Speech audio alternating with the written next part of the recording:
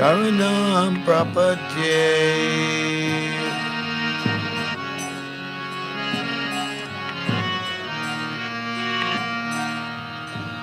Avakara Kamalavare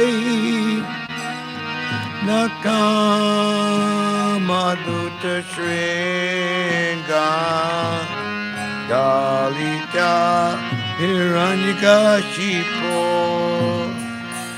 Tanu Bringam Keshavajita Nadahari Rupa Jai Jagati Sarai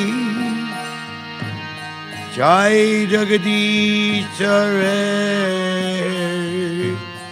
Jai Jagati Sarai.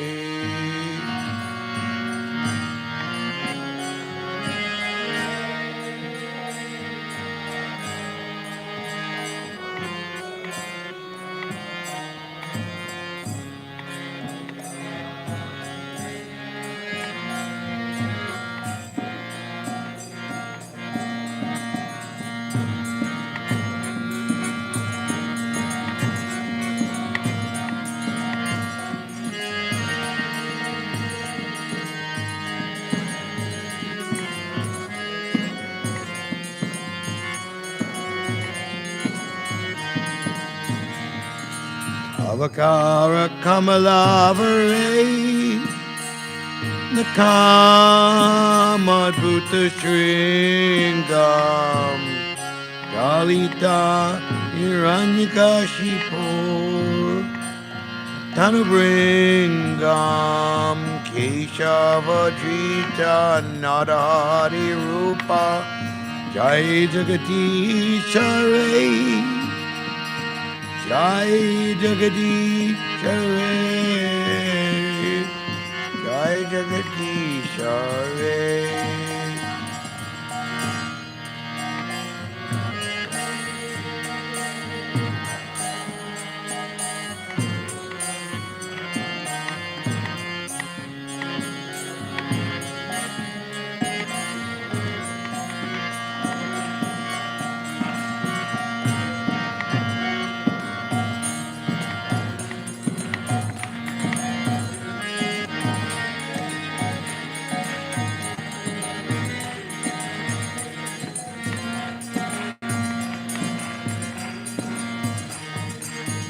Hare Krishna, Hare Krishna, Krishna Krishna, Hare Hare, Hare Rama, Hare Rama, Rama Rama, Hare Hare.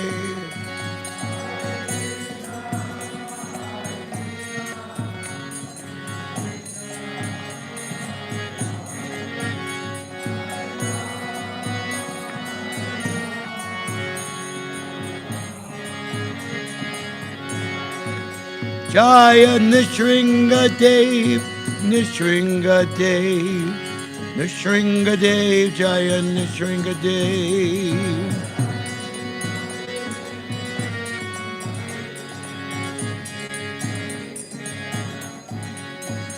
Jai Prahlada Nanda Jaya Nrsimhadev, Prahlada Nanda Jaya Nrsimhadev.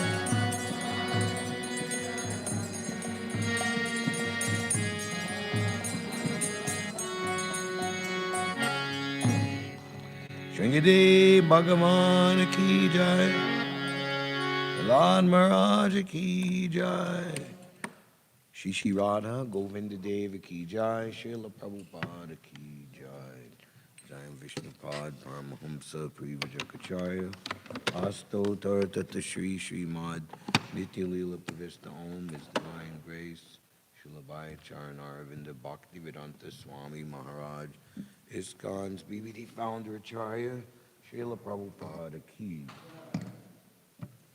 Avirbhav Mahotsav Shri Nrsimhadev Bhagavan Ki Jai.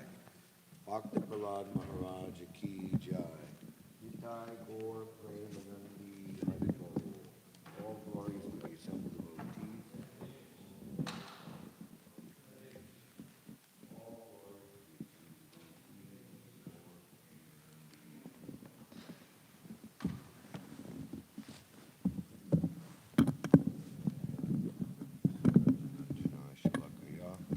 Chakshur Vamilitam Yena Tasmai Shri Gurave. Right in front, I don't like this. Just try to put it in an angle. It's like blocking my view of everyone. It's like right in my face.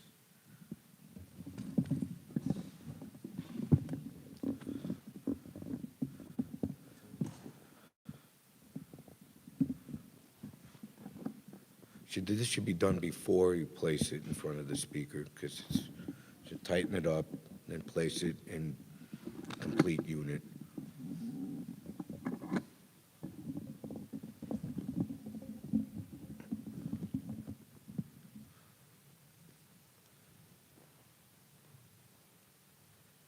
Shri Chaitanya Manobishtam Stapikam Yena Bhutale Svayam Rupa Kadamayam Didati Svapatantikam Vande Ham Shri Guru Shri Uta Padakamalam Shri Gurun Vaishnavamscha Shri Rupam Sagrajatam Sagana Raganatan Vitam Tam Sajivam Sadvaitam Savadutam Parijana Sahitam Shri Krishna Chaitanya Devam Shri Radha Krishna Padan Sahagana Lalita Shri Vishaka Vitamscha He Krishna Karuna Sindhu Dinabando Jagatpate Gopisha Gopika Kanta Radha Kanta Namostute Tapta Kanchana Gaurangi Radhe Vrindavaneshwari Vishabhanu Sute Devi Pranamami Hari Priye Vanchakalpatarubhyascha Kripa Sandubhya Eva Cha Patitanam Bhavanebhyo Vaishnavebhyo Namo Namaha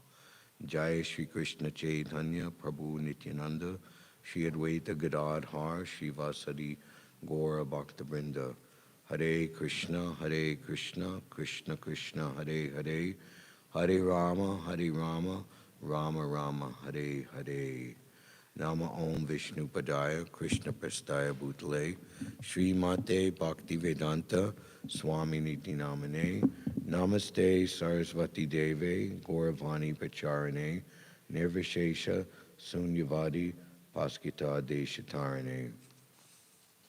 We'll begin from the 7th verse of the 18th chapter of the 5th canto entitled The Residents of Jambudweep Offer Prayers.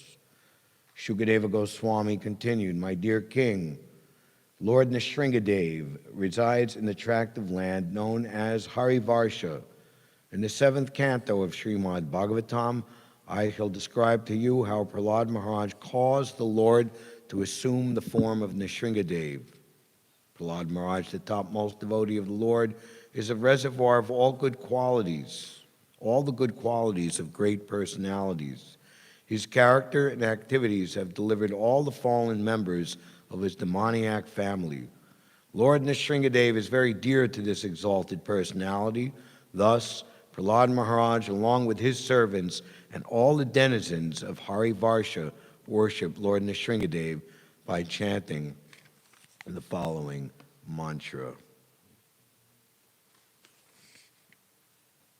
Jayadev Goswami's 10 prayers worshiping the incarnations of Lord Krishna, Keshava, contain his name in every stanza. For example, Keshava Drita Nada Hari Rupa Jaya Jagadish Hare, Keshava Drita Meena Sharira Jaya Jagadish Hare, and Keshava Drita Vamana Rupa Jaya Jagadish Hare. The word Jagadish refers to the proprietor of all the universes. His original form is the two-handed form of Lord Krishna, standing with a flute in his hands and engaged in tending the cows. So, Hiranyakashipu orders his demoniac henchmen to kill Prahlad Maharaj. There is one painting in particular where he is being thrown off a cliff, and the beautiful two-handed form of Krishna, particularly Govinda, is catching Prahlad Maharaj. And the very last instruction of Prahlad Maharaj to his class friends is to worship Govinda and see him everywhere. Etavan eva loke smin is the ultimate goal of life. This alone is the conclusion of all Shastras. So Prahlad Maharaj is worshiping Govinda, Krishna, And that Govinda Krishna turned into the fearsome form of Lord Nrsimhadeva. That should be kept in mind. His original form in the two-handed form of Lord Krishna, standing with a flute in his hands and engaged in tending the cows, as stated in Brahma Samhita, we will all say together, Chintamani pakarasadma shukalpa vriksha. I don't hear you. Lakshmi sata laksavriteshu. I still don't hear you. Surabir abhipalayantam. That's still not loud enough. Lakshmi sahasra satasambhama sevyaman. Govindamadi Pursha. I worship Govinda, the primeval Lord, the first progenitor who is tending the cows, yielding all desires, in abodes built with spiritual gems and surrounded by millions of purpose trees. He is always served with great reverence and affection by hundreds and thousands of goddesses of fortune. From this verse, we learn that Govinda, or Krishna, is the Adi Purusha, the original person. The Lord has innumerable incarnations, exactly like the innumerable waves of a flowing river, but the original form is Krishna, or Keshava. Shukadeva Goswami refers to Nrsimhadeva because of Prahlad Maharaj. Prahlad Maharaj was put into great distress by his powerful father, the demon Hiranyakashipu. Apparently helpless before him, Prahlad Maharaj called on the Lord, who immediately assumed the gigantic form of the Nrsimhadeva, half lion and half man, to kill the gigantic demon. Although Krishna is the original person, one without a second, he assumes different forms just to satisfy his devotees. So Prabhupada has taught us many times in many places that Krishna, he appears not so much to kill the demons. He has many agents, very powerful to do that, but he comes for pleasure meeting with his devotees. Krishna himself tells Arjuna, Paritranaya sadhunam vinishaya traduskritam dharma samstapanataya sambhavami yuge yuge. So when the devotee is harassed, then the Lord is very much prompted or put in a position where he wants to save his devotee. He assumes different forms just to satisfy his devotees. Therefore, Jayadeva Goswami always repeats the name of Keshava, the original personality of Godhead, in his prayers describing the Lord's different incarnations and different prayers. Om Namo Bhagavate Nrsimhadeva Namaste Tejase Avirbhav Avirbhav. I offer my respectful obeisances unto Lord Nrsimhadeva, the source of all power. O my Lord, who possesses nails and teeth just like thunderbolts, kindly vanquish our demon-like desires for fruit of activity in this material world. Please appear in our hearts and drive away our ignorance, so that by your mercy we may become fearless in the struggle for existence in this material world. In the Srimad Bhagavatam, this was, I started from, and now this is verse number 8 of the 18th chapter of the 5th canto.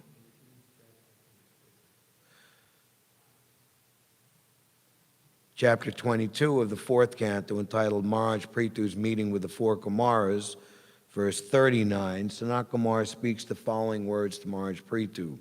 Devotees always engaged in the service of the toes of the Lord's lotus feet can very easily become free from hard-knotted desires for fruitive activities. Because this is very difficult, the non-devotees, the jnanis and yogis, cannot stop the waves of sense gratification, although they try to do so. Therefore, you are advised to engage in the devotional service of Krishna, the son of Vasudeva. Every living being within this material world has a strong desire to enjoy matter to his fullest satisfaction. So, what does the name Hiranyakashipu mean? He likes to enjoy sense gratification to to the utmost, the highest possible quality.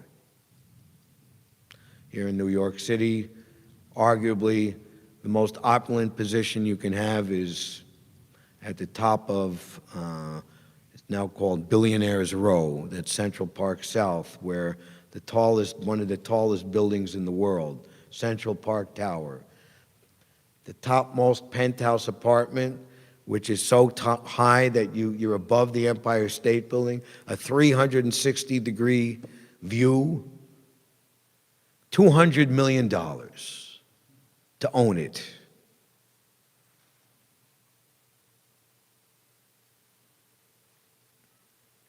All finished at the time of death. And Prabhupada has taught us, whether you live in such an opulent position or something much, much less, or even in poverty, still your stomach can only eat 4 to 6 chapatis a day. And you will occupy the same amount of space when you go to sleep. What is the need for so much extra materialism? So Hiranyakashipu is the epitome of such insane material desires, and as Prabhupada is saying here, everyone in this material world is overcome by strong, deeply rooted material desires. So as Lord Nrsimhadeva destroyed the demon Hiranyakashipu, we should pray to Lord Nrsimhadeva to vanquish our demoniac material desires so that we can become peaceful in this struggle for, and fearless in the struggle for existence in this material world. One time, Srila Prabhupada was asked by a challenger, "What is it like to be you?" And Srila Prabhupada was very grave, and he let a little amount of time go by. Srila Prabhupada was expert in timing, and he broke into this gigantic, oceanic, ecstatic smile and said, "I have no fear." And everyone, even the people, the audience, not just the devotees, were like, and everyone, at least for a moment or so, was fearless. They can understand what it really means to have no fear. Because at all times in this material world, we're fearful because of maintaining material desires.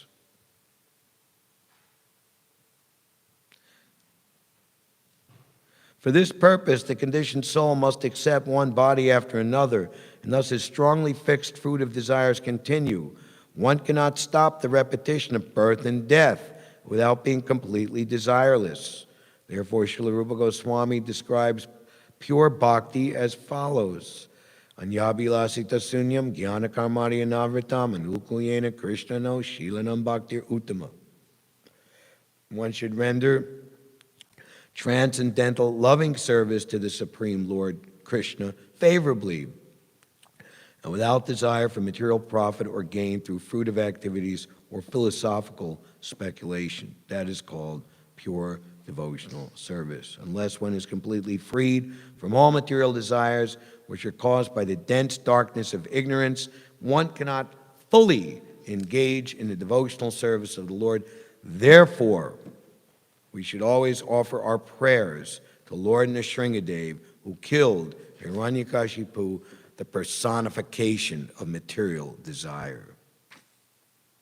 Hiranya means gold, and Kashipu means a soft cushion or bed.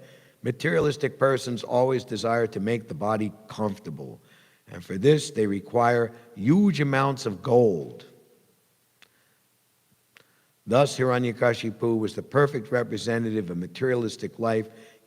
He was therefore the cause of great disturbance to the topmost devotee, Prahlad Maharaj, until Lord Nrsimhadeva killed him. Any devotee aspiring to be free of material desires should offer his respectful prayers to Nrsimhadeva, as Prahlad Maharaj did in this verse. Text 9. Svasti astu Vishvasya kala prasidatam Dayayantu bhutani shiva mito diya manascha bhajram bhajatad adhoksajay aveshyatam no matir api ahetuki. May there be good fortune throughout the universe, and may all envious persons be pacified. May all living entities become calm by practicing bhakti yoga, for by accepting devotional service, they will think of each other's welfare. So Krishna consciousness movement is the topmost movement for the welfare of all living entities.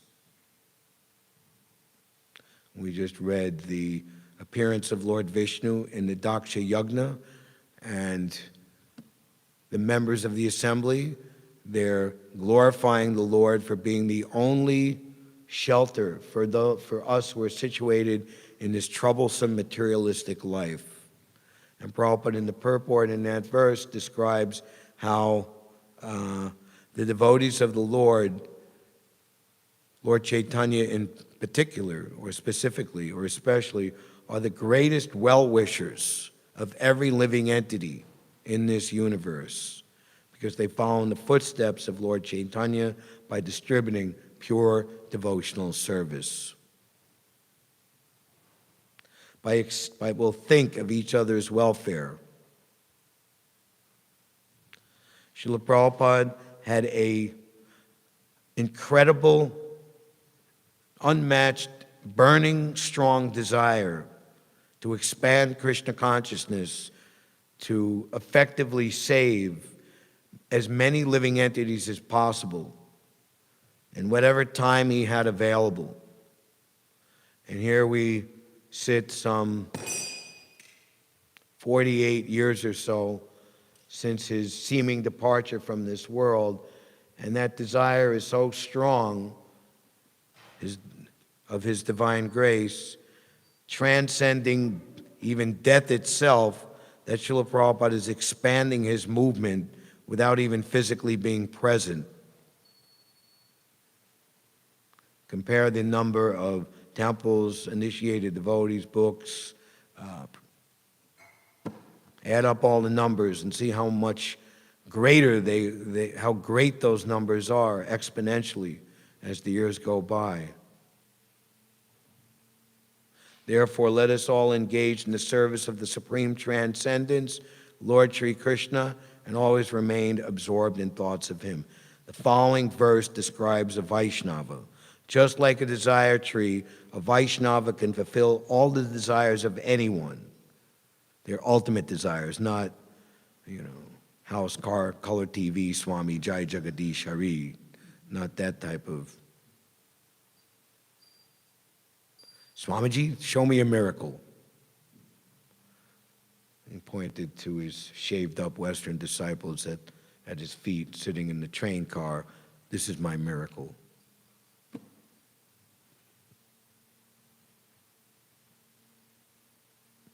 To convert a malecha and a yavana and a meat-eater to pure devotional service means that one is on the highest standard of Vaishnavism.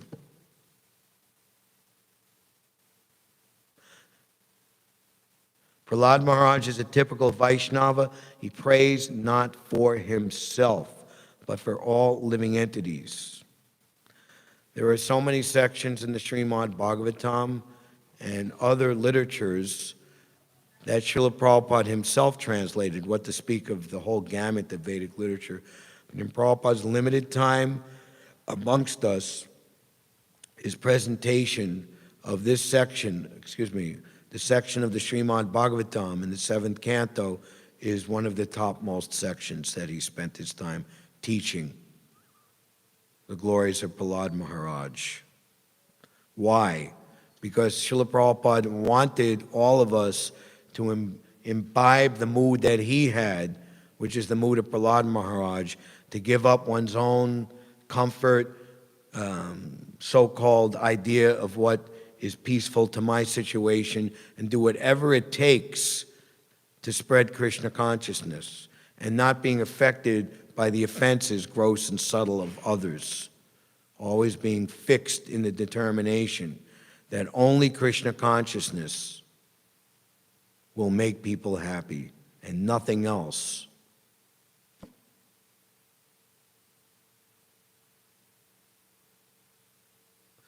He prays for all living entities, the gentle, the envious, and the mischievous. He always thought of the welfare of mischievous persons like his father, Hiranyakashipu. And when it's all said and done, Nrsimhadeva wants to offer a benediction to Prahlad Maharaj. Of course, Prahlad Maharaj protested, "I'm not a vanik, I'm not a merchant. Our relationship is not give and take." But when pushed, he said, "I pray for my demoniac father." And Nrsimhadeva, the Lord told him, "Your father and so many generations," who has the number right at hand, but 7 generations, 14 generations, all liberated.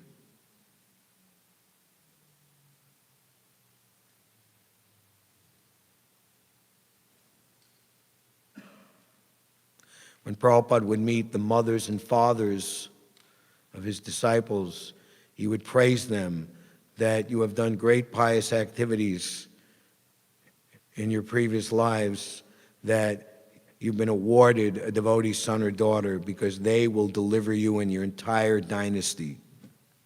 Prabhupada would tell the parents like that. This is the attitude of a Vaishnava who always thinks of the welfare of the entire universe. Srimad Bhagavatam and Bhagavad Dharma are meant for persons who are completely free of envy. Parama nirmatsaranam. Therefore, Prahlad Maharaj prays in this verse, Kala prasidatam. May all envious persons be pacified. The material world is full of envious persons, but if one frees himself of envy, he becomes liberal in his social dealings and can think of others' welfare. Or, to free oneself of envy, one should practice activities which are based on thinking of others' welfare. And Srila Prabhupada promoted the distribution of transcendental literature as the foremost way to free oneself from envy. Because one really has to address face-to-face one's own false ego, to humbly, tolerantly, one after the other, deal with envious persons, to ultimately win them over, to show them something by your own personal example, something that they've never experienced in their entire life. Through your humility, forbearance, and tolerance. There's an example of many people becoming devotees by seeing the devotees of the Lord in action, being so much moved by their merciful attempt. There's a very nice statement in one purport in the, I believe, 29th chapter of the 4th canto. The Lord, seeing the devotee's merciful attempt to enlighten, to help the people, the Lord from his side, because he's antaryami in the heart of every living entity, enlightens the people from within automatically. Prabhupada's prayers here, like Prahlad Maharaj, this is his prayer. In the very same mood, Prabhupada's prayers upon seeing the United States of America for the first time, which is the Boston skyline, the Commonwealth Pier, dated the most fallen, insignificant beggar, A.C. Bhaktivedanta, September 18th, 1965, aboard Jaladuta, Commonwealth Pier, Boston, Massachusetts, USA. I wish that you may deliver them. Krishna, of course Krishna wants to deliver them, but seeing how Prabhupada wants to deliver them in a sense even more, the devotees of the Lord are more kind than the Lord because they know the inner purpose of the Lord. Therefore, they take all types of risks in approaching the conditioned souls to engage them in the acts of Krishna consciousness, which are absolutely necessary for the human being.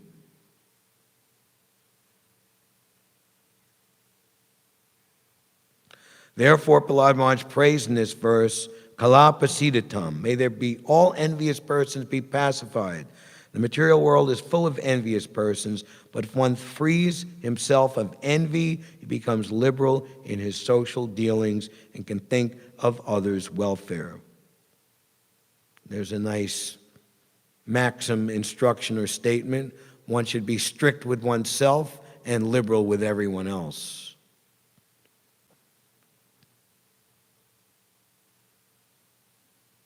Anyone who takes up Krishna consciousness and engages himself completely in the service of the Lord cleanses his mind of all envy. Manascha bhajram bhajatad and hoksajay. Therefore, we should pray to Lord Nrsimhadeva to sit in our hearts. We should pray, Bhair Nrsingo Hridayer Nrsinga. Let Lord Nrsimhadeva sit in the core of my heart, killing all my bad propensities. Let my mind become clean so that I may peacefully worship the Lord and bring peace to the entire world.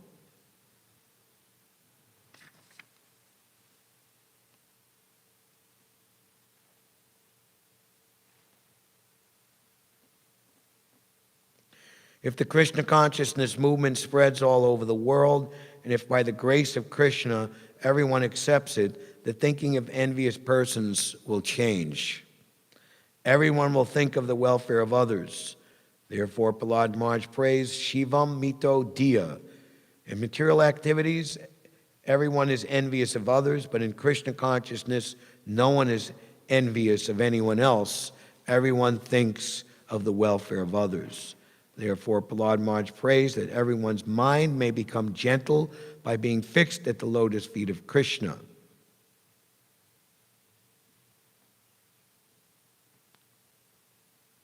Materialists always think of sense gratification, but Prahlad Maharaj prays that the Lord's mercy will change their minds and they will stop thinking of sense gratification.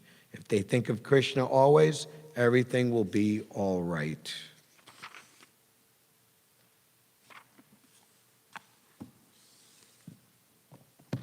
So in the latter cantos of the Srimad Bhagavatam, each chapter has a chapter summary, which is very nice for many different reasons, but especially on a day like today where the first 10 chapters of the 7th canto describe the entire pastime of the appearance of Lord Nrsimhadeva. It's very, very lengthy, so to try to cover the whole ground, we will use the chapter summaries, chapter by chapter, to step by step get to the point of the appearance of Lord Nrsimhadeva and the killing of Hiranyakashipu. Chapter 1. The Supreme Lord is equal to everyone. In this chapter, in response to a question by Maharaj Parikshit, Shukadeva Goswami gives his conclusions concerning how the Supreme Personality of Godhead, although the Supersoul, friend and protector of everyone, killed the Daityas, the demons, for the sake of Indra, the king of heaven. In his statements, he totally refutes the arguments of people in general that accuse the Supreme Lord of partiality. What is that nice verse in the Bhagavad Gita? I am samoham sarvabhuteshu, you can say loudly. Adais, say the translation loudly.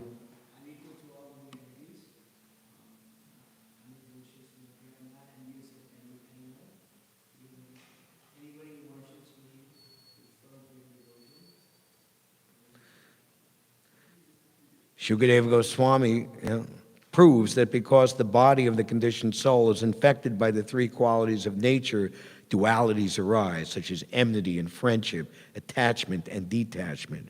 For the Supreme Personality of Godhead, however, there are no such dualities. Even eternal time cannot control the activities of the Lord. Eternal time is created by the Lord, and it acts under his control. The Supreme Personality of Godhead, therefore, is always transcendental to the influence of the modes of nature, Maya, the Lord's external energy, which acts in creation and annihilation. Thus, all the demons killed by the Supreme Lord attained salvation immediately. The second question raised by Parikshit Maharaj concerns how Shishupal, although inimical towards Krishna from his very childhood and always blaspheming Krishna, attained salvation in oneness when Krishna killed him. Shukadeva Goswami explains that because of their offenses at the feet of the devotees, two attendants of the Lord in Vaikuntha named Jai and Vijay became Hiranyakashipu and Hiranyaksha in Satya Yuga, Ravana and Kumbhakarna in the next Yuga, Treta Yuga, and Shishupal and Dantavakra at the end of Dwapara Yuga. It's not stated here. They were given a choice at the time of their cursing. You could have 7 births favorable to Krishna, or 3 births being unfavorable to Krishna, and return home back to Godhead after that. So Jai and Vijay, they were very repentant and very sorry that they had to leave Vaikuntha and go to the material world. So just like if one is going to is being sent to prison, then you want to have a reduced sentence. We'll take 3 births as your enemies. But there was actually a 4th. What was that 4th incarnation? Who here has been to Mayapur? Let Janmashtami answer it. Jai and Vijay, no, excuse me, Jagai and Madhai, where they were ultimately, they weren't killed. Lord Nityananda stopped. You can't kill them because you have to kill everybody because they are the perfect example of everybody in Kali Yuga. So the killing is going on. Lord Chaitanya and Lord Nityananda, they're killing the demoniac mentality, killing them with love, kill with kindness. Oh, I will be reborn in Satya Yuga, but this is another lesson. You can have Hiranyakashipu appear and terrorize the universe, including your peaceful Satya Yuga existence also. So in Satya Yuga, the demons and the devotees, they lived on different planets. And in Treta Yuga, Ravana, Lord Ramachandra, they lived in different countries.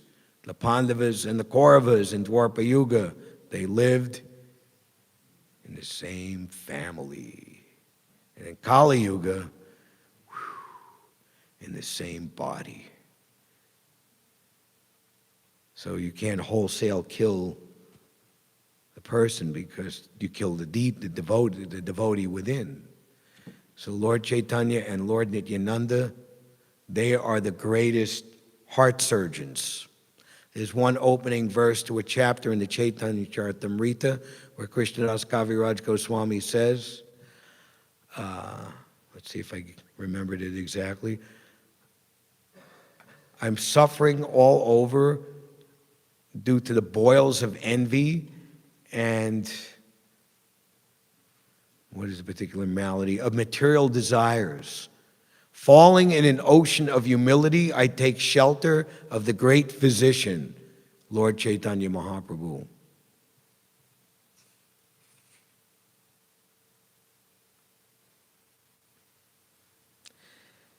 And Shishupal and Dantavakra at the end of Dwapara Yuga. Because of their fruit of acts, Jai and Vijay agreed to become the Lord's enemies.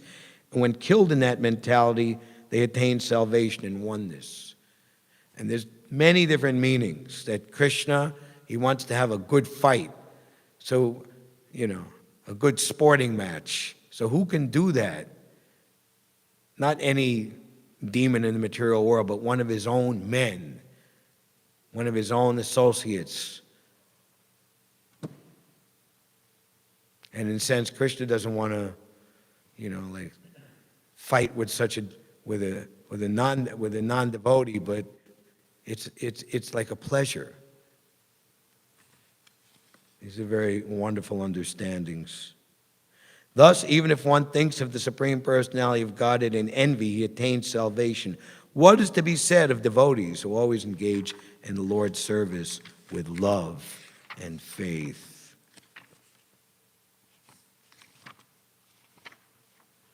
Chapter 2, Hiranyakashipu, the king of the demons.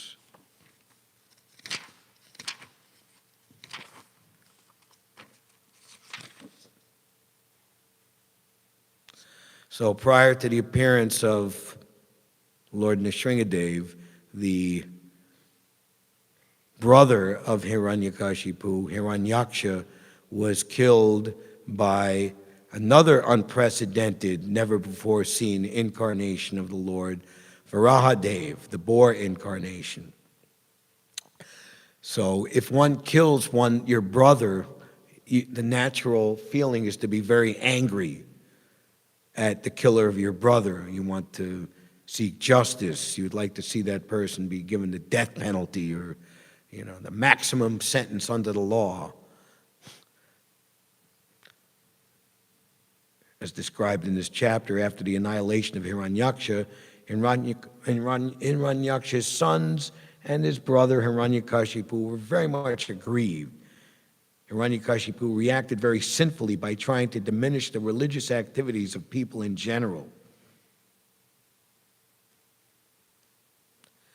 And sometimes a conquering enemy, if someone does something that they don't like, they'll take it out on wholesale on the innocent civilian population just because they're of the same countrymen. So this is the demon.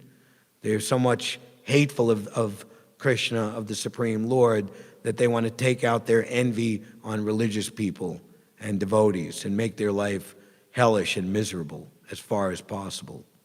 That is their satisfaction, so-called.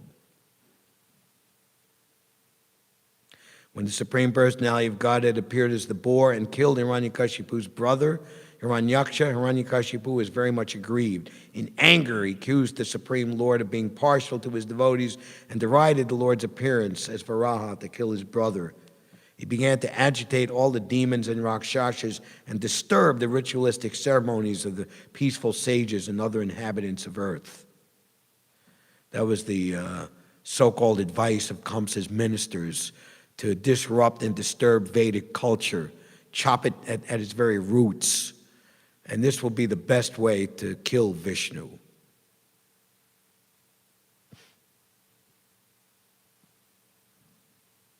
For want of the performance of yajna, sacrifice, the demigods began wandering unseen on earth. And we see, how to say this, that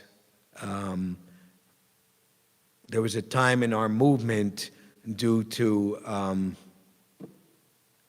improper activities of certain persons and widespread news coverage of the same, amplifying and distorting or not handling the information nicely, that it became difficult to appear in public as a devotee. You would be ridiculed, you would be insulted, or these particular unpleasant topics were what the people wanted to talk to you about. They weren't interested in hearing absolute philosophy. So many devotees dressed in regular clothes, not with tilak, wandering unseen on the earth.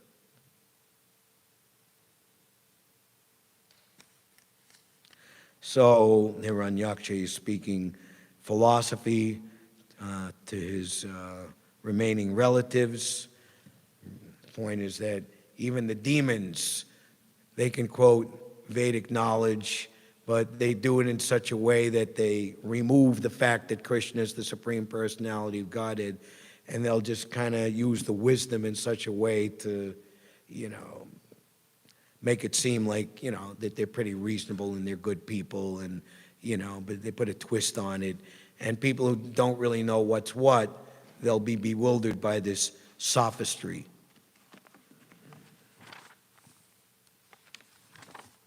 Let's move on to chapter number 3, which is Hiranyakashipu's plan to become immortal. Hiranyakashipu wanted to become immortal. He wanted not to be conquered by anyone, not to be attacked by old age and disease, and not to be harassed by any opponent. So all of this is mainly motivated by his outrageously severe hatred of Lord Vishnu. Thus, he wanted to become the absolute ruler of the entire universe. With this desire, he entered the valley of Mandara Mountain and began practicing a severe type of austerity and meditation. Seeing Hiranyakashipu engaged in this austerity, the demigods returned to their respective homes. But while Hiranyakashipu was thus engaged, a kind of fire began blazing from his head, disturbing the entire universe and its inhabitants, including the birds, beasts, and demigods. When all the higher and lower planets became too hot to live on, the demigods, being disturbed, left their abodes in the higher planets and went to see Lord Brahma, praying to him that he curtail this unnecessary heat. The demigods disclosed to Lord Brahma Hiranyakashipu's ambition to become immortal, overcoming his short duration of life and to be the master of all the planetary systems, even Dhruvaloka. Upon hearing about the purpose of Hiranyakashipu's austere meditation, Lord Brahma, accompanied by the great sage Bhrigu and great personalities like Daksha, went to see Hiranyakashipu. He then sprinkled water from his kamandalu, a type of water pot, upon Hiranyakashipu's head. The king of the Daityas bowed down before Lord Brahma, the creator of this universe, offering respectful obeisances again and again, offering prayers. So see, Kaimaistaster Rita Jnana Prapadyate Nadevata doesn't understand that Vishnu is supreme, so he thinks Brahma is supreme. Why? Because it's like a hope against hope that I could sidestep Vishnu, and this Brahma, who is the chief demigod with the most fabulous lifespan, 311 trillion, 40 billion years, he'll be able to give me immortality. Hope against hope, intelligence blinded and bewildered. When Brahma agreed to give him benedictions, he prayed not to be killed by any living entity, not to be killed in any place, covered or uncovered, not to die in the daytime or at night, not to be killed by any weapon on land or in the air, and not be killed by any human being, animal, demigod, or any other living or any other entity, living or non-living.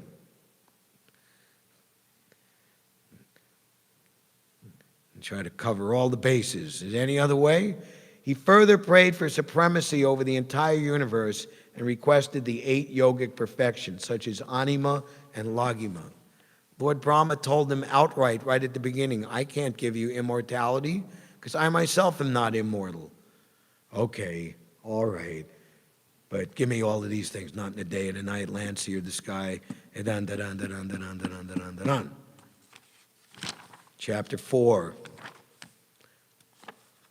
So he got the benedictions, and what did he do after he got the benedictions? Hiranyakashipu terrorizes the universe.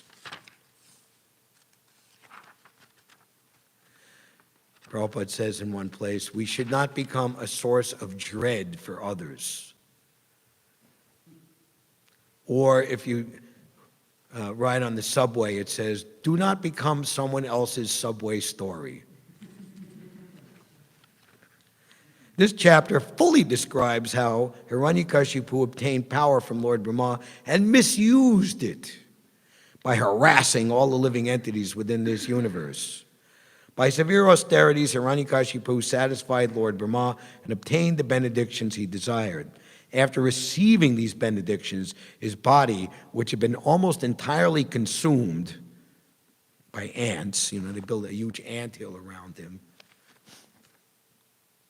was revived with full beauty and luster like gold.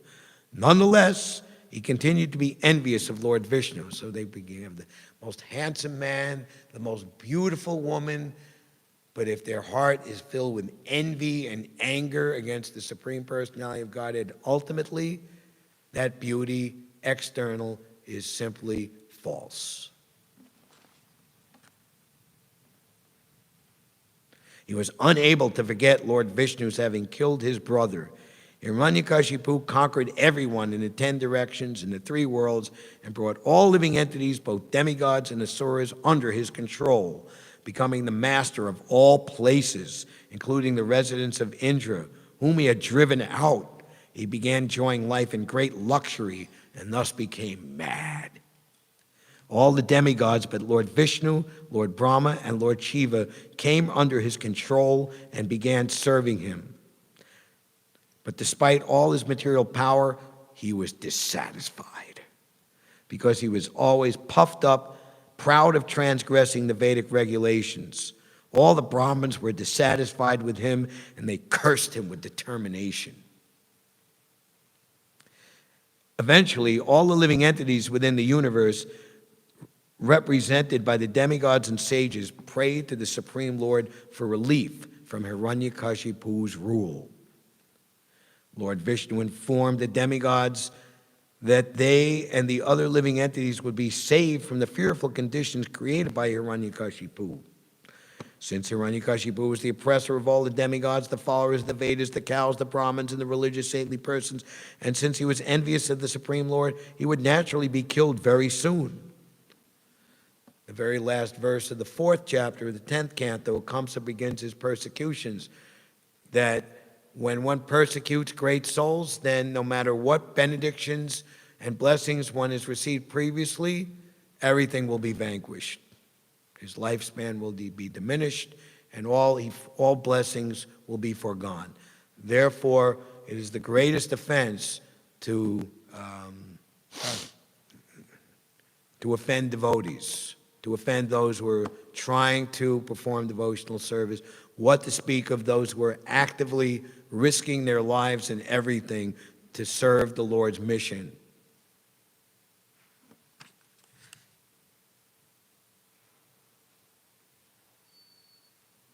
Hiranyakashipu's last exploit would be to torment his own son, Prahlad, who was a Mahabhagavat, an exalted Vaishnava. Even ordinarily, if a mother or father kill their young children, it is the most heinous, the most horrible thing that can even be imagined. So killing his 5-year-old son, who was the topmost Mahabhagavat,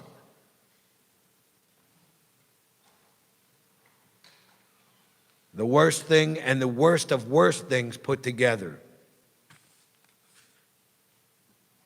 He would naturally be killed very soon. Thus his life would end. When the demigods were thus reassured by the Supreme Lord, everyone was satisfied, knowing that the miseries inflicted upon them would soon come to an end. Prahlad Maharaj, the saintly son of Hiranyakashipu, chapter number 5.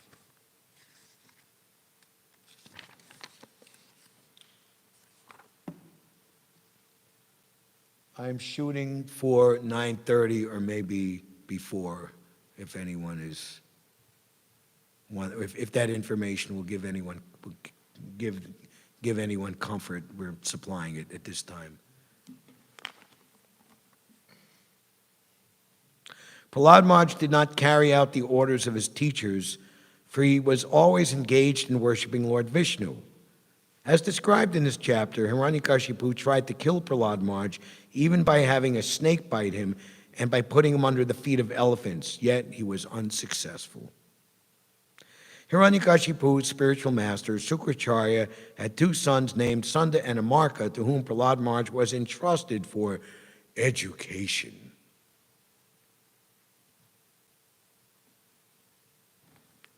Especially these days, it's very concerning what in the name of education are they teaching our children. And many people parents are very, very concerned about this, especially in Western countries. And there seems to be a movement to push back against, let's say, unwarranted, unauthorized, undesirable, unnecessary things being taught to our children. So Prahlad Maharaj showed this many millions of years ago, that he was not interested in false education. Although the teachers tried to educate the boy Prahlad in politics, economics, and other material activities, he did not care for their instructions. Instead, he continued to be a pure devotee. Prahlad Maharaj never liked the idea of discriminating between one's friends and enemies. Because he was spiritually inclined, he was equal toward everyone. Once upon a time, Hiranyakashipu inquired from his son what the best thing that he had learned from his teachers. When Srila Prabhupada accepted the hospitality of John Lennon and Yoko Ono and stayed in his famous historical estate. I believe this Tittenhurst Park was formerly owned by the Cadbury chocolate family. So in the very first meeting, I think it's in the Search for Liberation book, that conversation, George Harrison was present for that.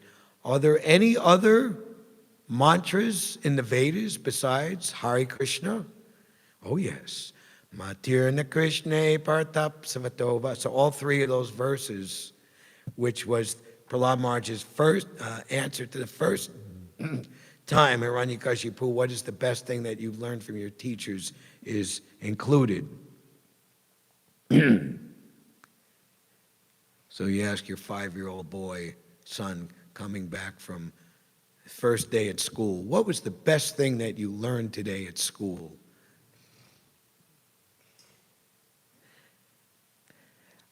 The best thing that I've learned is that a man engrossed in the material consciousness of duality, thinking this is mine and that belongs to my enemy, should give up his household life and go to the forest and worship the Supreme Lord.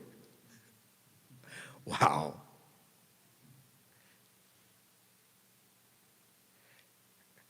When Chitraketu was lamenting, a story was related to him by Narada Muni and Angira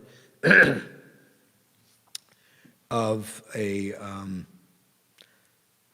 child who had died untimely and had come back to life and was speaking the philosophy of Atma Tattva, and Prabhupada says that adults are very, very amazed and intrigued to hear philosophy spoken by a small child.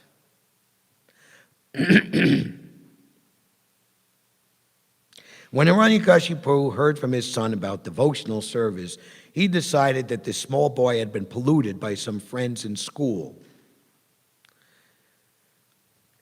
And also that maybe some Vaishnavas have broke in or snuck into the school in disguise, like spies. We're going to try to, okay. And the schoolmates were all the sons of all the ministers and all the other high-ranking government officials in Hiranyakashipu's cabinet.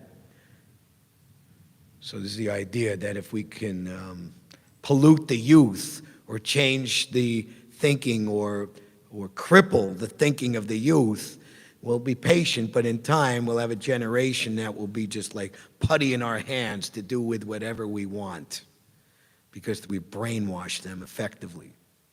So Hiranyakashipu was very careful that,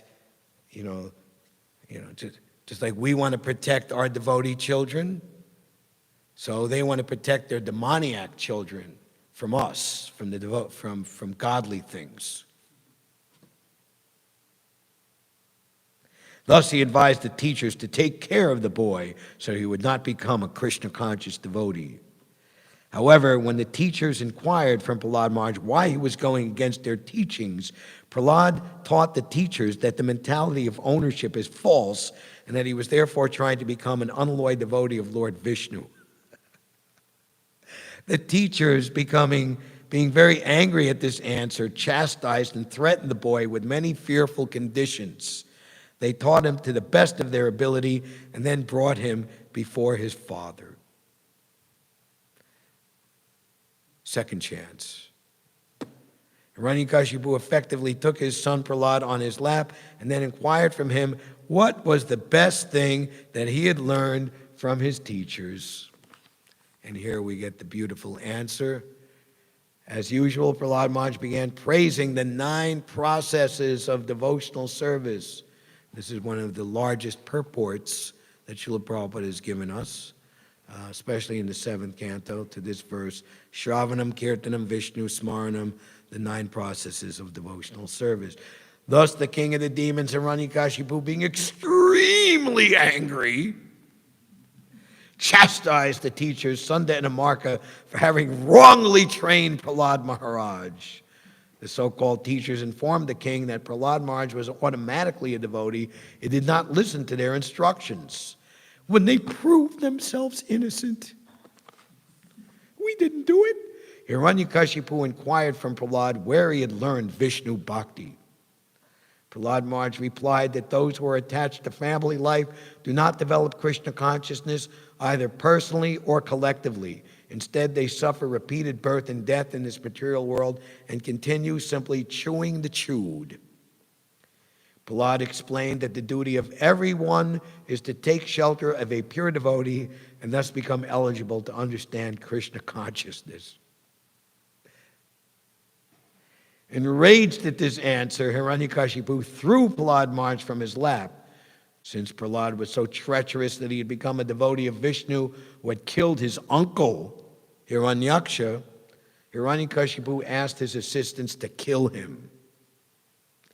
The assistants of Hiranyakashipu struck Prahlad with sharp weapons, threw him under the feet of elephants, subjected him to hellish conditions, threw him from the peak of a mountain, and tried to kill him in thousands of other ways, but they were unsuccessful. Hiranyakashipu therefore became increasingly afraid of his son Prahlad Maharaj and arrested him. The sons of Hiranyakashipu's spiritual master, Sukracharya, began teaching Prahlad in their own way. But Prahlad Maharaj did not accept their instructions. While the teachers were absent from the classroom, Prahlad Maharaj began to preach Krishna consciousness in the school. And by his instructions, all his class friends, the sons of the demons, became devotees like him. So you see how fearless Prahlad Maharaj is. At the first questioning, and seeing the reaction, he could have backed off. Second time, he even gives a stronger presentation of the Krishna conscious philosophy. Thousands of ways they tried to kill him.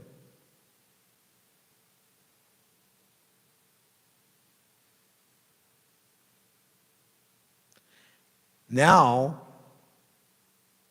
he's converted the entire school. Completely fearless, unstoppable. What is it? How would we say today? A force to be reckoned with. Chapter 6. Prahlad instructs his demoniac schoolmates. This chapter describes Prahlad Maharaj's instructions to his class friends. In speaking to his friends, who were all the sons of demons, Prahlad Maharaj stressed that every living entity, especially in human society, must be interested in spiritual realization from the very beginning of life. When human beings are children, they should be taught that the Supreme Personality of Godhead is the worshipful deity for everyone. One should not be very much interested in material enjoyment. Instead, one should be satisfied with whatever material profits are easily obtainable, and because the duration of one's life is very short, one should utilize every moment for spiritual advancement. One may wrongly think, in the beginning of our lives, let us enjoy material facilities, and in old age we may become Krishna conscious.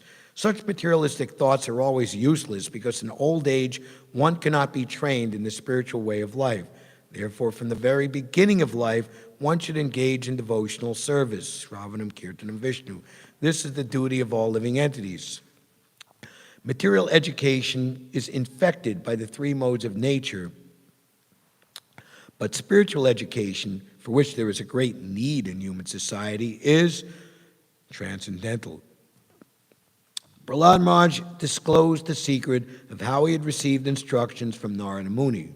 By accepting the lotus feet of Prahlad Maharaj, who was in the Parampara system, succession, one will be able to understand the mode of spiritual life. In accepting this mode of activity, there is no need for material qualifications. After Prahlad Maharaj's class friends had listened to Prahlad Maharaj, they inquired how he'd become so learned and advanced. In this way, the chapter ends. 7. What Prahlad learned in the womb. When Hiranyakashipu left his kingdom and went to the mountain known as Mandarachal to execute severe austerities, all the demons scattered. Hiranyakashipu's wife, Kayadu, was pregnant at that time, and the demigods, mistakenly thinking that she carried another demon in her womb, arrested her.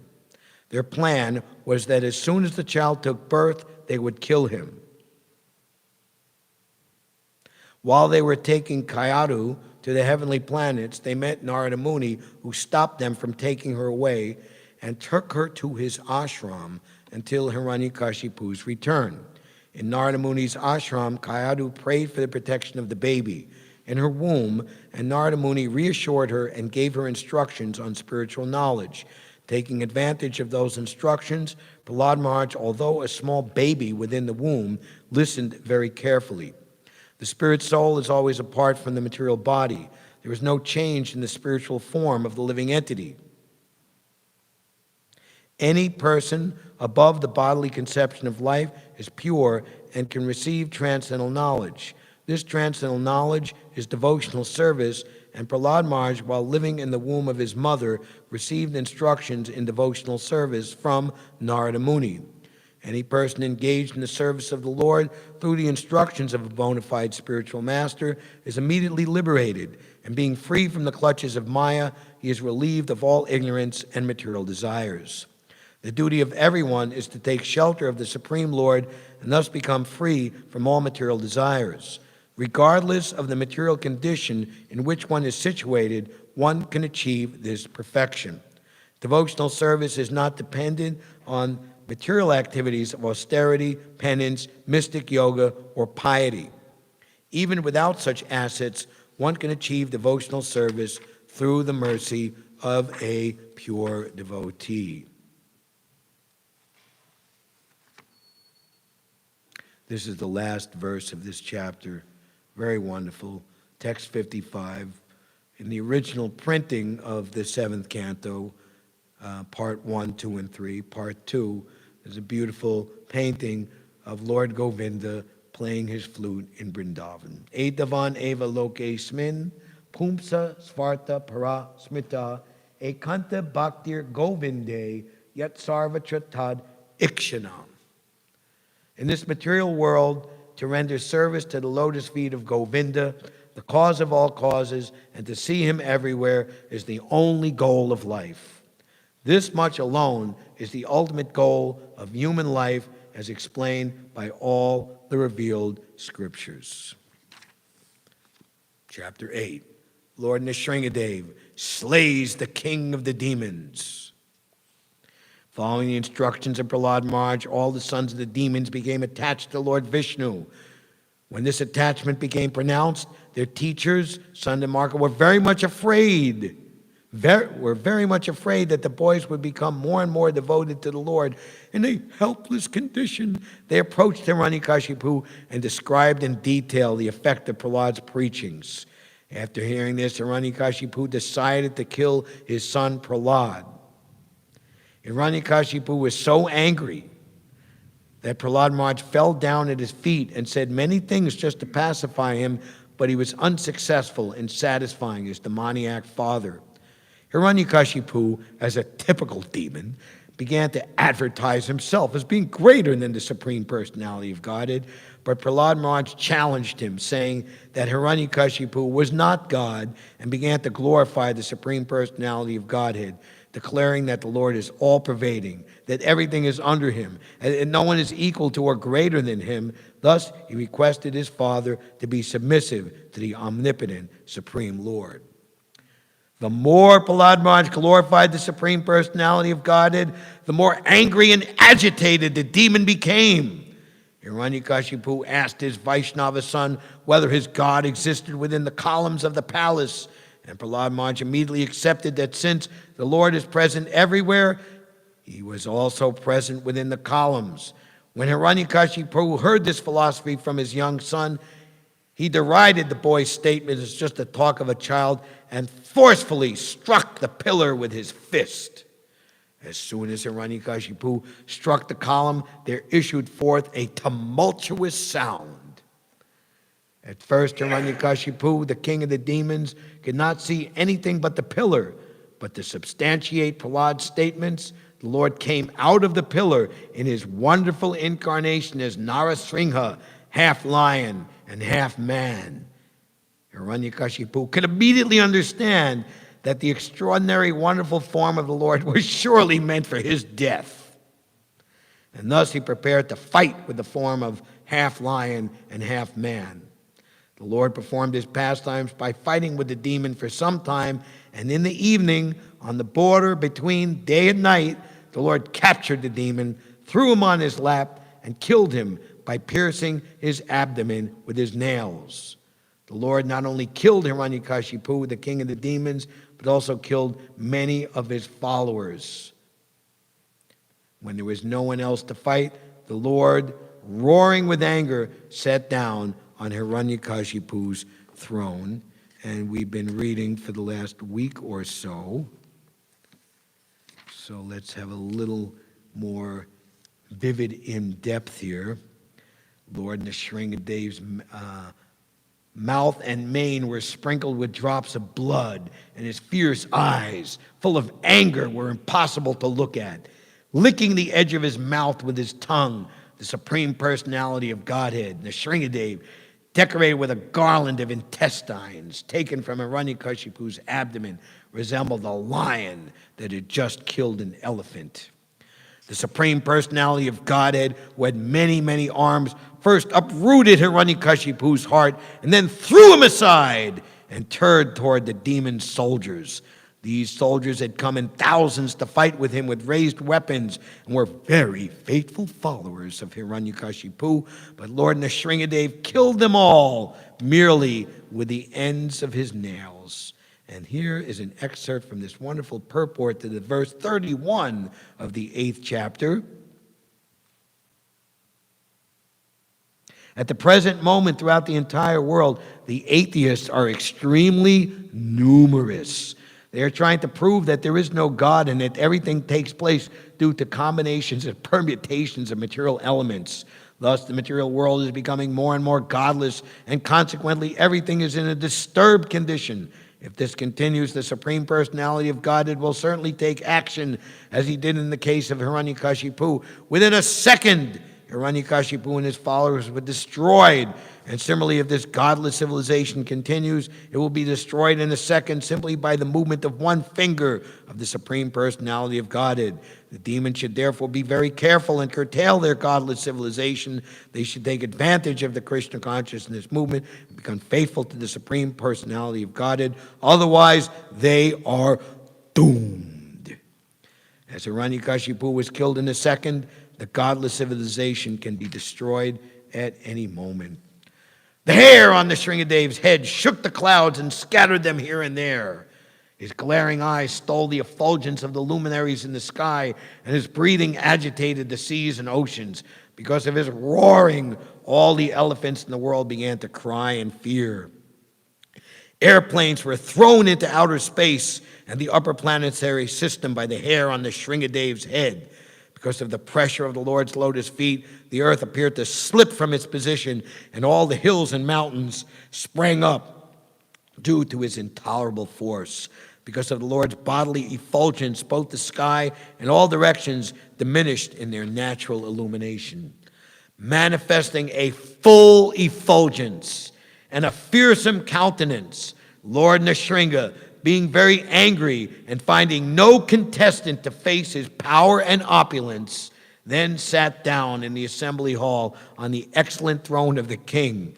Because of fear and obedience, no one would come forward to serve the Lord directly. So Hiranyakashipu was formerly Jaya, the Lord's attendant, and it's described here in this purport, verse number 34. Another point is that although Hiranyakashipu treated the Lord as his bitterest enemy, he was the Lord's faithful servant in Vaikuntha, and therefore the Lord had no hesitation in sitting on the throne that Hiranyakashipu had so laboriously created. Srila Vishwanath Chakravarti Thakur remarks in this connection that sometimes with great care and attention, great saintly persons and rishis offer the Lord valuable seats dedicated with Vedic mantras and tantras, but still the Lord does not sit upon those thrones. Hiranyakashipu, however, had formerly been Jaya, the doorkeeper at the Vaikuntha gate, and although he had fallen because of the curse of the Brahmins and had gotten the nature of a demon, and although he had never offered anything to the Lord as Hiranyakashipu, the Lord is so affectionate to his devotee and servant that he nonetheless took pleasure in sitting on the throne that Hiranyakashipu had created. In this regard, it is to be understood that the devotee is fortunate in any condition of life. Hiranyakashipu would have been exactly like a fever of meningitis in the head of the three worlds. It's like a terrible migraine headache. Thus, when the wives of the demigods and the heavenly planets saw that the great demon had been killed by the personal hands of the Supreme Personality of Godhead, their faces blossomed with joy. The wives of the demigods again and again showered flowers from heaven upon Lord Nrsimhadeva like rain.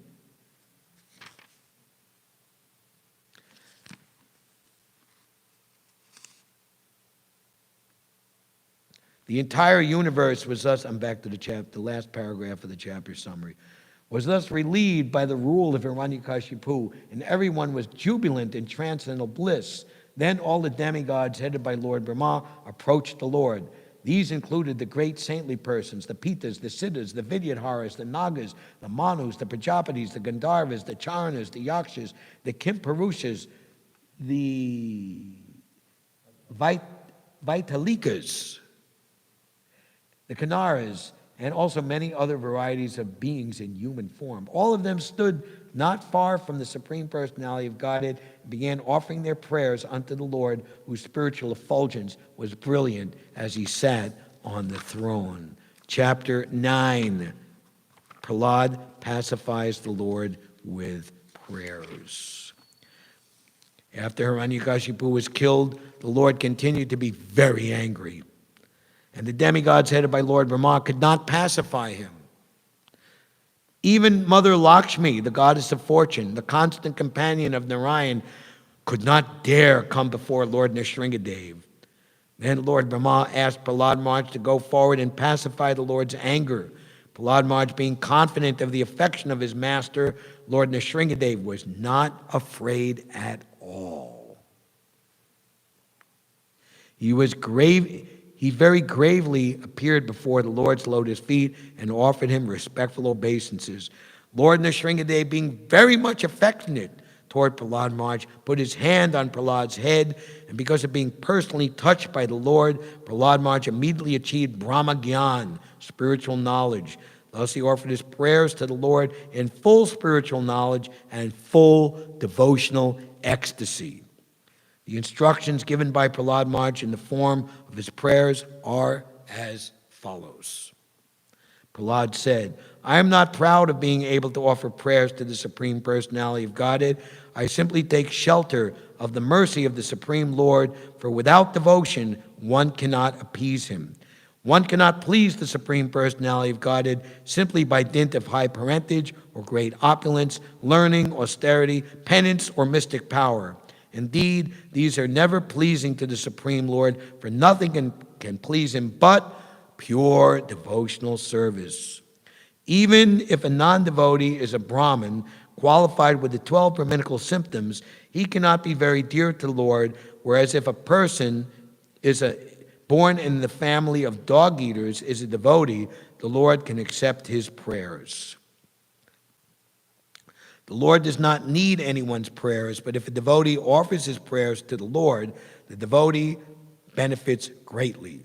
Ignorant persons born in low families, therefore, can sincerely offer heartfelt prayers to the Lord, and the Lord will accept them. As soon as one offers his prayers to the Lord, he immediately is situated on the Brahman platform.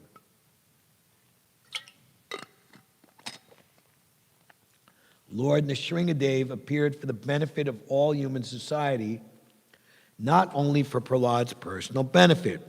The fierce form of Lord Nrsimhadeva may appear most awful to a non-devotee, but to the devotee, the Lord is always affectionate, as he is in other forms.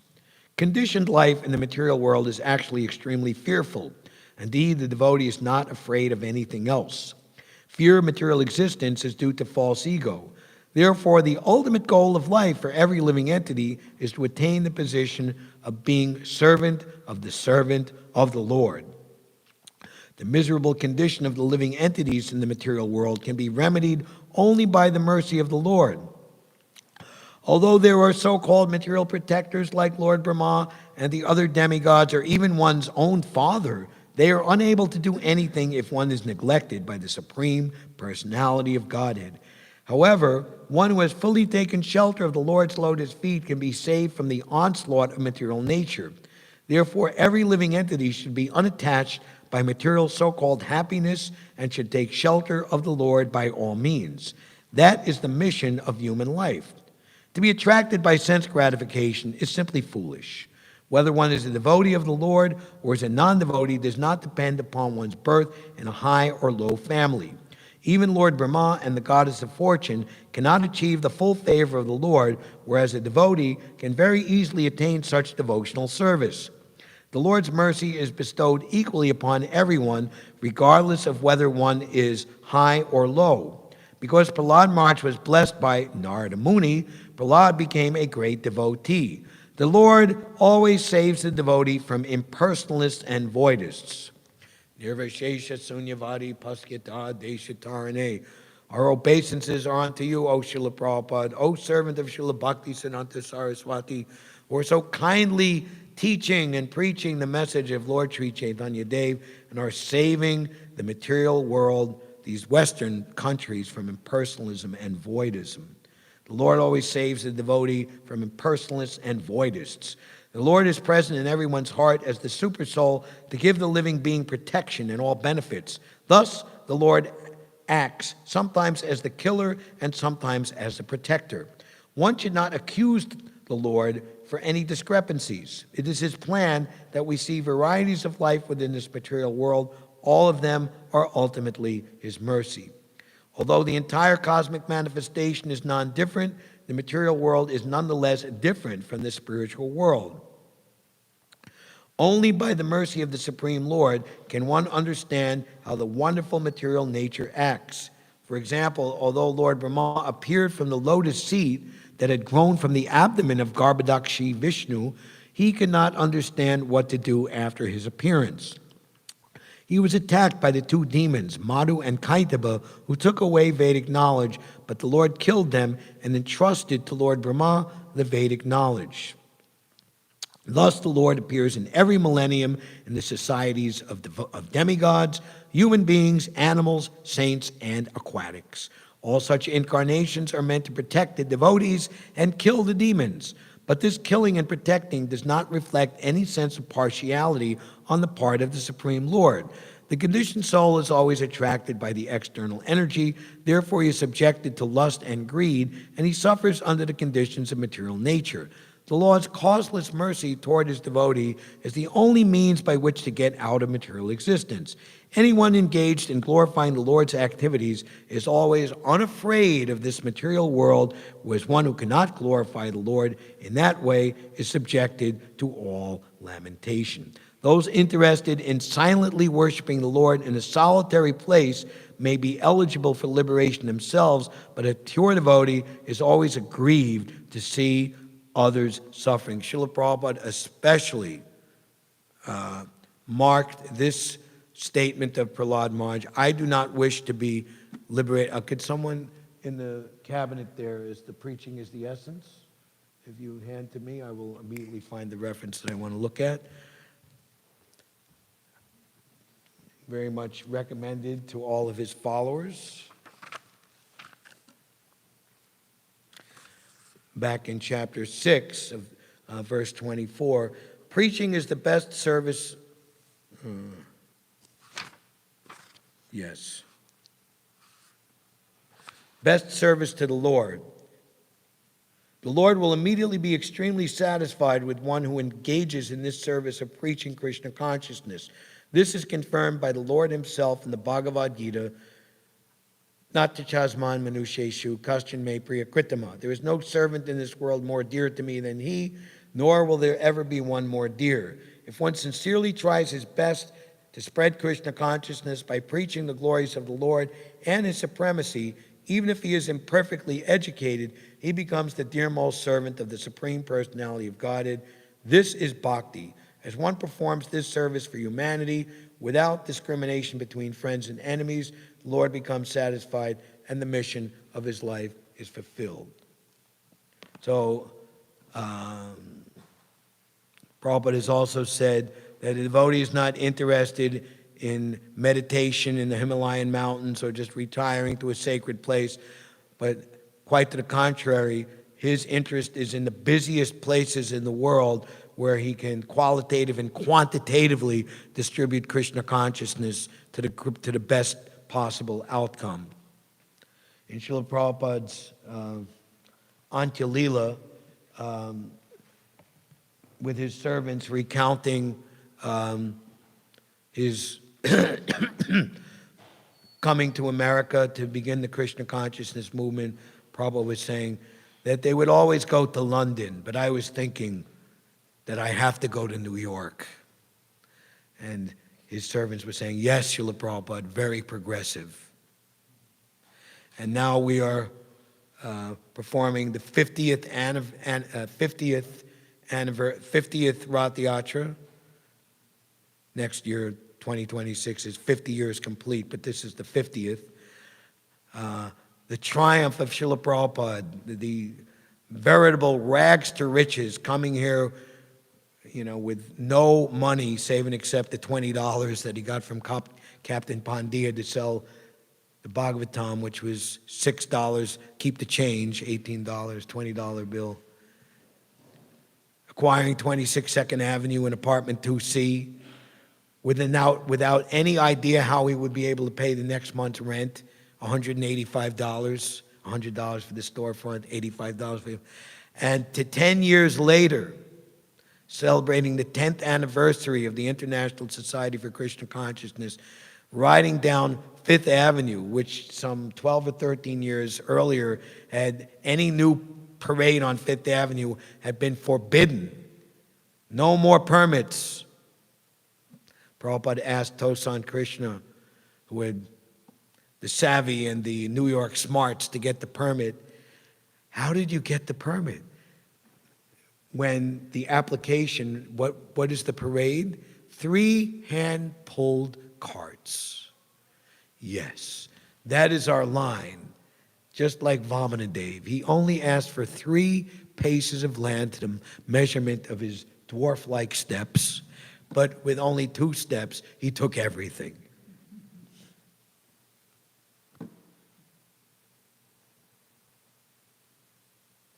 Although being silent, observing austerities and penances, learning the Vedic literature, undergoing ritualistic ceremonies, living in a solitary place, and performing japa and transcendental meditation are approved means of liberation, they are meant for non-devotees.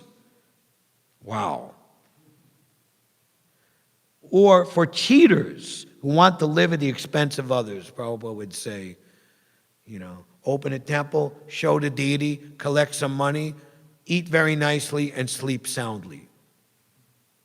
And Srila Bhaktisiddhanta Saraswati told the story of the paid Brahmin who was using the Shalagram Shila as a convenient nut-cracking stone to crack open his walnuts.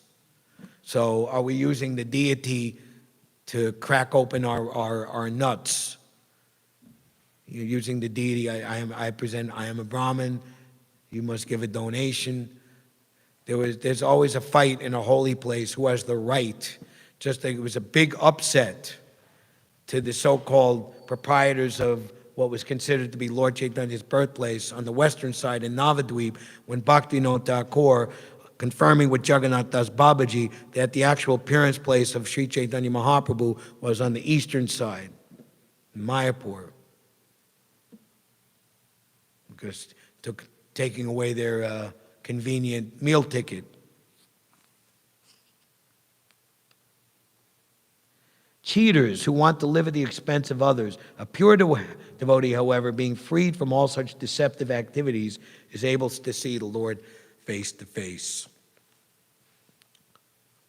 So Srila Prabhupada, as the ideal Paramahamsa Parivajakacharya, so powerful, he would go to a place briefly and just plant an incredible, dynamic, ever-expanding, gigantic sequoia tree of devotional service that would grow and grow.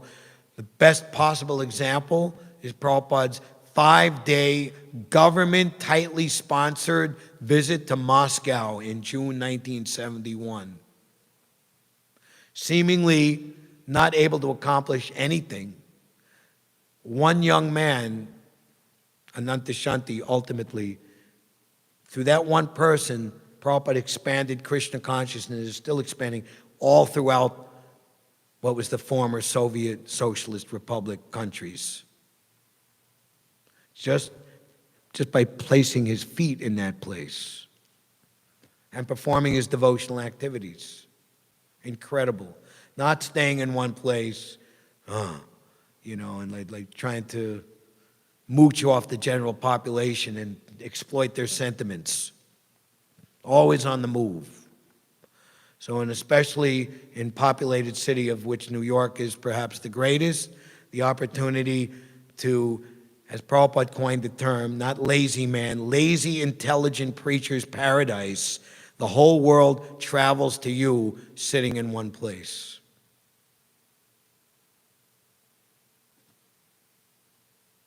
And ultimately, Prabhupada did that in the, say, from September 1965 to 12 years. November 1977, Prabhupada lived continuously in New York City from late October 1965 to mid-January 1967. That is 15 months, nonstop, and that doesn't count returning to New York and the time that he spent coming back and forth over the next 8 or 9 years. So how much time Prabhupada spent in this city?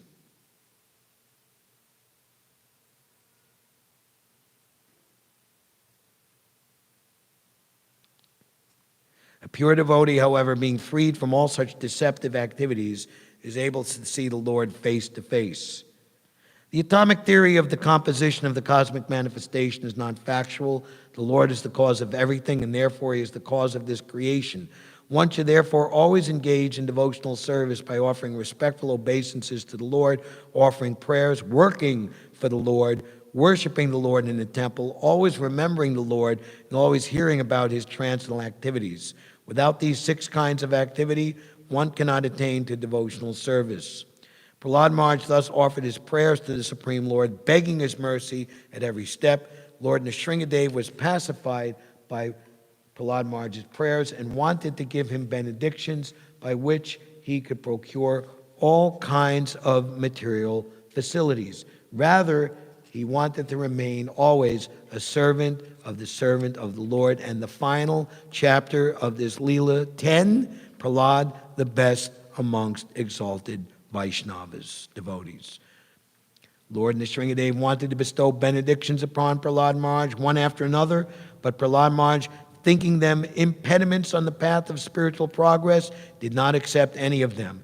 Instead, he fully surrendered at the Lord's lotus feet. He said, if anyone engaged in the devotional service of the Lord prays for personal sense gratification, he cannot be called a pure devotee or even a devotee. He may be called only a merchant engaged in the business of give and take. Similarly, a master who wants to please his servant after having taken service from him is also not a real master. Prahlad Maharaj therefore did not ask anything from the Supreme Personality of Godhead. Rather, he said that if the Lord wanted to give him a benediction, he wanted the Lord to assure him that he would never be induced to take any benedictions for the sake of material desires. Exchanges of devotional service for lusty desires are always very prominent.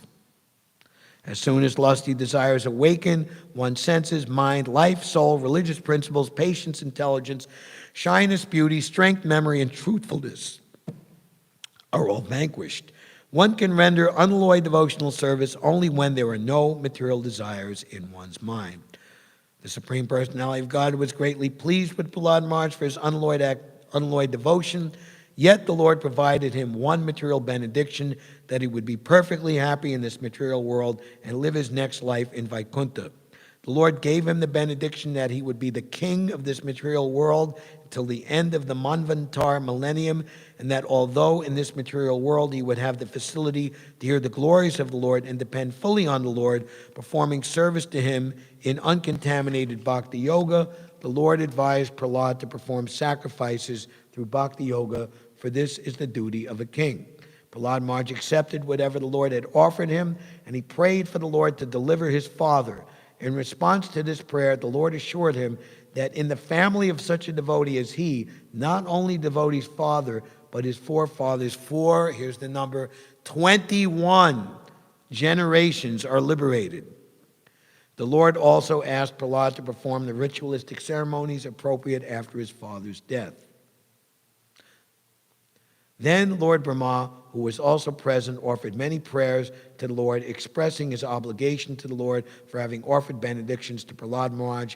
The Lord advised Lord Brahma, O Lord Brahma, O great, small letter L, Lord born from the lotus flower, giving such benedictions to demons simply indulges them. I advise you not to give such benedictions again.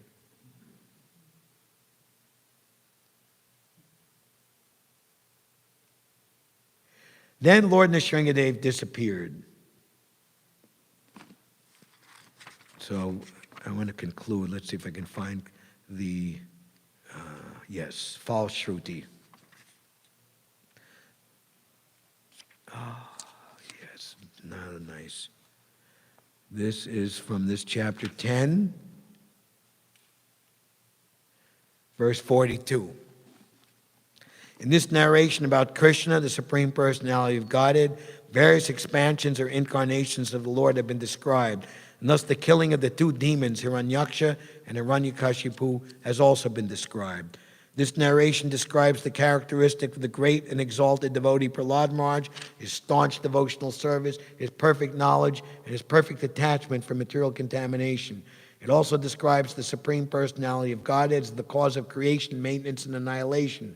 Prahlad Maharaj in his prayers has described the transcendental qualities of the Lord, and has also described how the various abodes of the demigods and demons, regardless how materially opulent, are destroyed by the mere direction of the Lord. The principles of religion by which one can actually understand the Supreme Personality of Godhead are called Bhagavad Dharma. In this narration, therefore, which deals with these principles, actual transcendence is properly described. One who hears and chants this narration about the omnipotence of the Supreme Personality of Godhead Vishnu is certainly liberated from material bondage without fail. Prahlad Maharaj was the best among exalted devotees.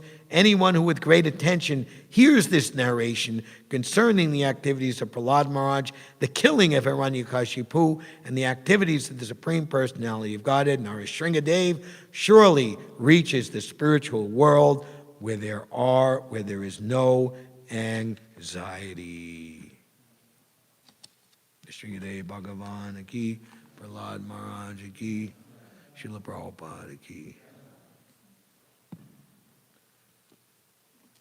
So I took 19 extra minutes from what I said from everybody. I will have to think of a way to pay you all back somehow or another. Can you answer some questions? From Janmashtami, we certainly can. Or how about you can add, because question, but you could also add something, or not a question, you know. So you were,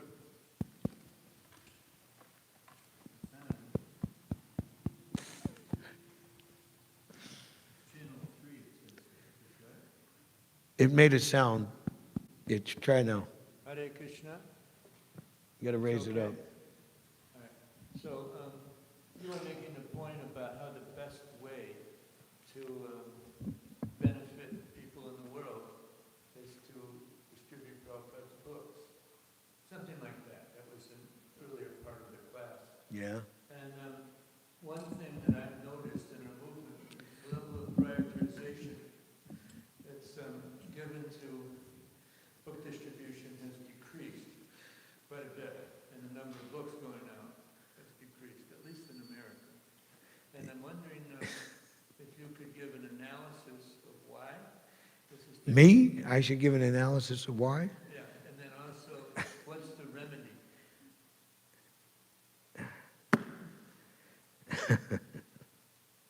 Tough question. Well, it's a long, Long story. You want me to add? let me say something first, Okay. because your adding will be better than what I'm going to say, probably. This Sankirtan movement is the life and soul of all transcendental knowledge, so that you don't get taste in something that you don't do, or you're not inspired to do something, especially something hard, trying to convince others to do something or accept something that they weren't planning on accepting or wanting to do. The devotees in Germany during Prabhupada's time, they asked like an advertising expert to come, and give them a package, help them to maybe to sell more books, to become more popular, advertise better. And the person was honest. He said, I've watched you people, and you are like so much in belief of what you're all about, and you're so enthusiastic. I mean, if you weren't, you wouldn't be out there with the shaved head and the dhoti and the funny mark on your head, So, you have the number one thing, you have enthusiasm. I mean, I could sell you a package, it'll cost a lot of money, but it's not going to help your cause at all, So, Prabhupada was present, and the rising tide in a harbor lifts all boats. So,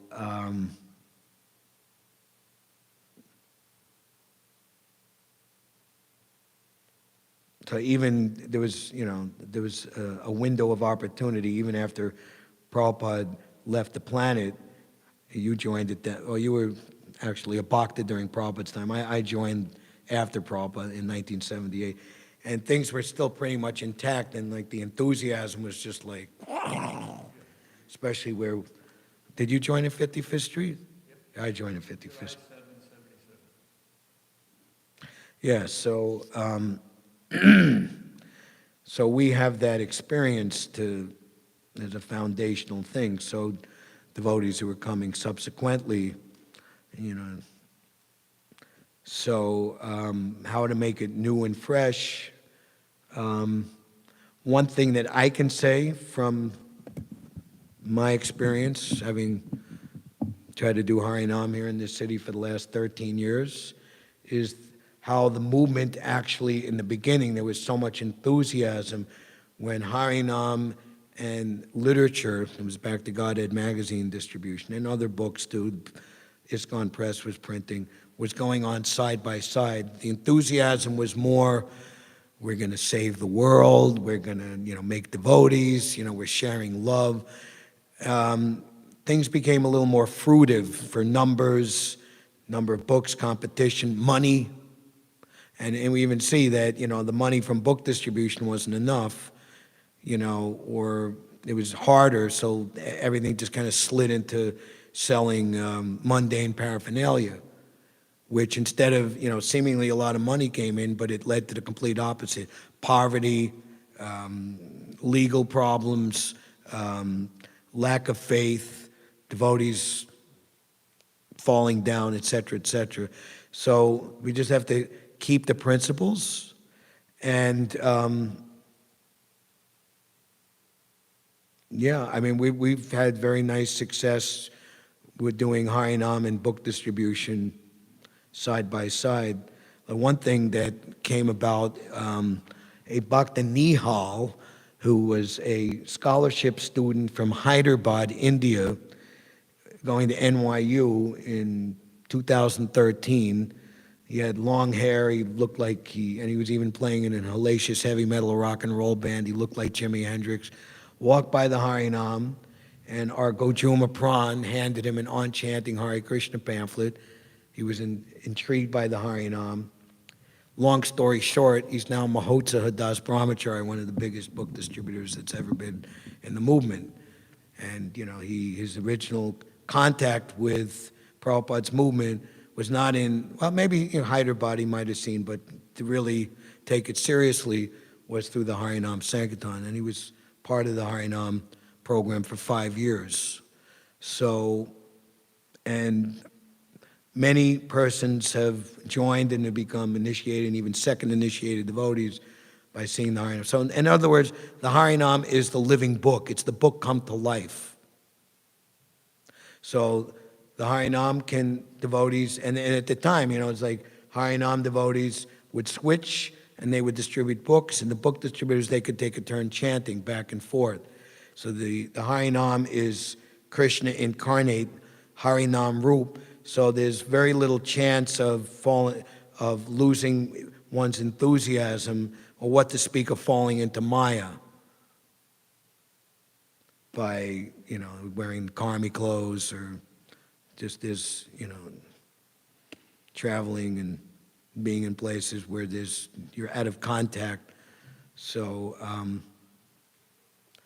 that's one thing I can say from my personal experience, and that's based on how the movement spread very powerfully in the beginning when Harinam and literature distribution were side by side. Of course, we can't do that all the time in all different places, but that's a very nice model that we know worked very well, and we should, whenever and however we can, maintain it. Help everyone keep their enthusiasm or create the enthusiasm. And people are seeing the ecstasy of the Harinam, and it's not just chanting, it's dancing. Like yesterday, we had this incredible dancing at Washington Square Park, and we had like a solid horseshoe around us, which was maybe like 50 yards wide, and many people just spontaneously wanting to participate. Prabhupada writes in the Chaitanya Charitamrita, no one will refuse to take part in a function where singing, dancing, and refreshment, we've lost our ability, our cookie maker is no more. We don't have cookies, so we're handing out lollipops, but anyway. Where singing, dancing, and refreshment are administered, and everyone will feel the attendant happiness. And the goal of reading the book is to join Lord Chaitanya's Sankirtan movement and chant and dance in ecstasy.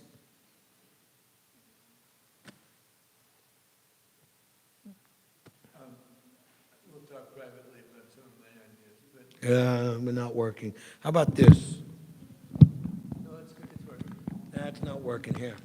And The sound's there. It's okay. Distorted.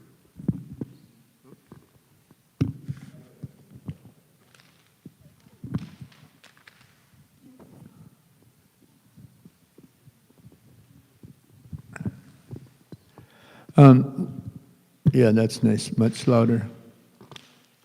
Here you go, Prabhu.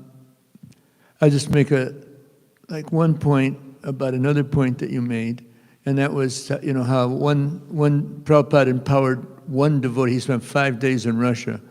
And Urmila posted on social media that at the last summer's Rath Yatra in Moscow, there were 500,000 people participating. That's like mind-blowing. It's just spreading like wildfire in Russia. And in Mayapur, there's over 1,000 Russian devotees. And you give a class to them, and it's like amazing how sincere and enticed they are with entering deeply into the philosophy. Yeah, I have a lot of thoughts about how to increase book distribution, but maybe we talk in private about that sometime. Because I tell you, it's like, from the get-go, I just understood this is the most important thing for our movement. And, so I just took it up. I got sidetracked, and that was pretty disastrous, in selling non-devotional paraphernalia. But just the amazing reciprocation that Krishna gives with that service, it's just mind-blowing. And it's just an indication of how important it is. So, yeah, it'd be really great to just get it up on the level. I mean, practically every day, we do like 35, 40 big books, It was like remarkable. I think that same standard can be achieved. Again, not that it's mechanical or, competitive, but it's something that's really pleasing to Krishna.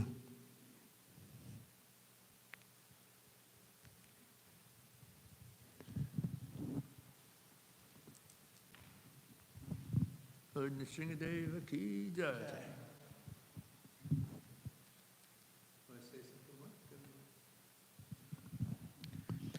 Shri Radha Govinda Deva ki. Shri Jagannath Baladev Subhadra Maharani ki. Shri Gauranitai ki. Srila Prabhupada ki. Shri Bhagavan Nrsimhadeva Bhakta Prahlad Maharaj ki. Nitai Gaur Premanandi.